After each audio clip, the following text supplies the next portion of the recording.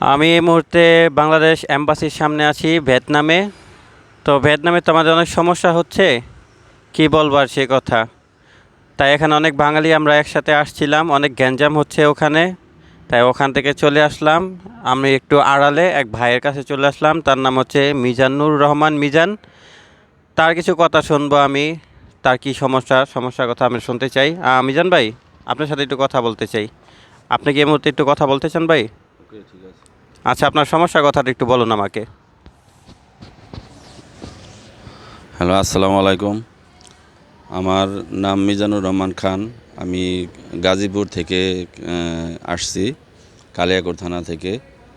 এবং আমাকে এই দেশে যেভাবে বলা হয়েছিল যে আপনি ওয়ার্ক পারমিট নিয়ে যাবেন এবং আমাকে যে ভিসা দিয়েছিল, সেই বিষয়ে আমি এই বাংলাদেশ দূতাবাসে কথা বলার জন্য আসছি জিল্লুর রহমান স্যারের কাছে।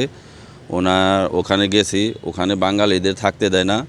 বাঙালিদের এই ভিয়েতনামি পুলিশরা বলে তোমরা যার যার মতো এদিক সেদিক গিয়ে থাকো, জিল্লুর রহমান স্যার যখন আসবে তখন তোমরা কথা বলো।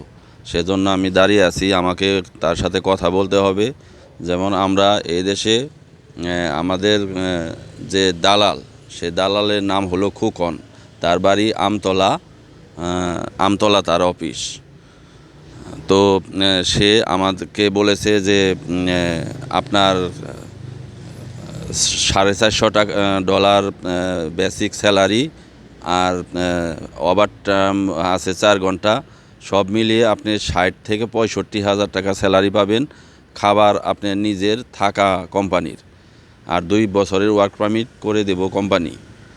এই বলে আমাকে এই দেশে পাঠাইছে মোট 5 লক্ষ টাকা নিয়ে।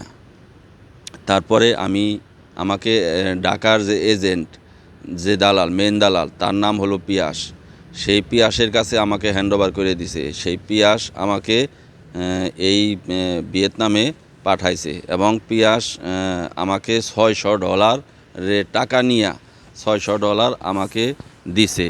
আমাকে বলেছে যে এই ডলার যদি ইমিগ্রেশনে আপনাদের কাছে চায় তাহলে আপনি এই ডলার দিয়েন না, আপনার নিজ হাতে থেকে এই ডলার গুনে গুনে গুনবেন, তারা দেখবে। পরে আমাকে ওই ডলার দিছে। আমি ইমিগ্রেশনে ওই ডলার চাইছিল, আমার কাছে বলল যে আপনি বলেন, যে আপনি গণেন ওইখানে কত টাকা আছে। পরে আমি বললাম যে এখানে $600 আছে। পরে $600 ওখানে ছিল। তারপরে ইমিগ্রেশন পাস করে দিল। ইমিগ্রেশন পাস করার পরে আমি ভিয়েতনামে আসলাম। ভিয়েতনামে আমাকে রিসিভ করলো খুকন নামে একটা এই সজীব নামে একটা ছেলে।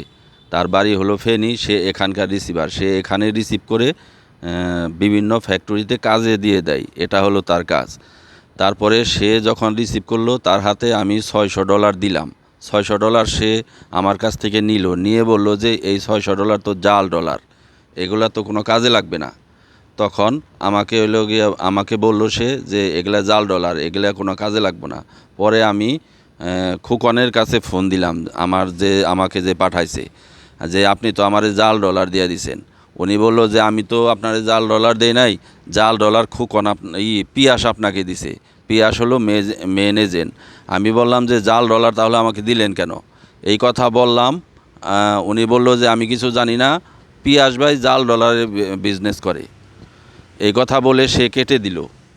পরে আমাকে এইখানে একটা হোটেলে নিয়ে আসলো। হোটেলে নিয়ে আসার পরে আমাকে এই জায়গায় 1 দিন 2 দিন 3 দিন পর পর আমাকে খেতে দিত। আমি বললাম যে আমাকে খেতে দেন না, আমাকে কাজে দেন।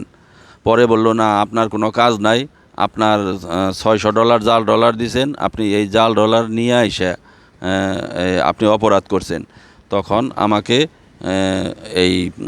এই কথা বলে তিনি চলে গেল। তারপরে আমি পিয়াস 1 দিন 2 দিন 3 দিন পর ওই সজীবের কাছে পিয়াস দালাল ফোন দিছে, বাংলাদেশ থেকে ফোন দিয়ে বলতেছে যে মিজানের কাছে 2 লক্ষ টাকা পামু। মিজান 2 লক্ষ টাকা বাকি রাইখা বিদেশে গেছে। পরে আমার কাছে জিজ্ঞেস করলো, আমি বললাম না, আমি ফুল টাকা পেড করে দিয়ে খোকনকে দিলাম। খোকন করলো। আমি খোকনরে ফোন দিলাম। খোকন বলল যে না ভাই, আপনার সব টাকা ক্লিয়ার আছে, পিয়াস মিথ্যা কথা বলতেছে। আবার আমি বললাম ঠিক আছে, আপনি তাহলে পিয়াসের কাছে যান, পিয়াসকে সামনে গিয়া বলেন। উনি পিয়াসের সামনে যায়নি, উনি আমার ফোনটা কেটে দিয়ে ওই খোকন আমার নাম্বার ব্লক করে দিছে। পরে আমি বুঝতে পারলাম যে এই ভিয়েতনামে আমাকে ওনারা পাচার করে দিছে, বিক্রি করে দিছে। তখন আমি পিয়াসে আমার ফোন দিল, আমার বলতেছে ভাই আপনি যদি 2 লক্ষ টাকা না দেন তাহলে আপনার কিডনি বিক্রি করে সজীবকে বলবো আপনার 2টা কিডনি যেন তারা বিক্রি করে দেয়। তারপরে আর না হয় আপনারকে আমরা আপনি যে হোটেলে আছেন ওই হোটেলের 11 তলা থেকে আপনাকে ফেলে দিয়ে আপনাকে মেরে ফেলবো যদি আপনি টাকা না দেন। পরে আমি আমার মা বাবাকে ফোন দিলাম, তাদেরকে বললাম এই সমস্যা আমাকে তারা বিক্রি করে দিছে। পরে তারা ওই খোকন দালালের সাথে যোগাযোগ করলে খোকন দালাল তাদের নাম্বারও ব্লক করে সে পালিয়ে গেছে। শুনলাম যে সে নাকি অফিস খুলে না, অফিস ছেড়ে নাকি পালাইছে। যাই হোক, তারপরে পিয়াসের সাথে যোগাযোগ করলো আমার পরিবার থেকে প্রায় 2 লক্ষ টাকার মতো পিয়াসকে দিল। পিয়াসকে দেওয়ার পরে আমাকে তার 3 দিন পরে আমাকে পাসপোর্ট এনে দিয়ে গেল।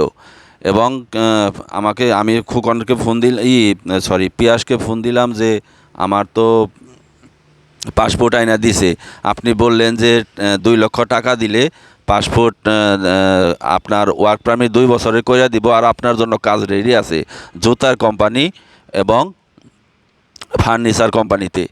কিন্তু এই দেশে আইসা দেখলাম জুতার কোনো কোম্পানি নাই বাংলাদেশিদের জন্য, এবং এই দেশে ওয়ার্ক পারমিট হয় না। এবং কি আমাকে যে ভিসা দিছিল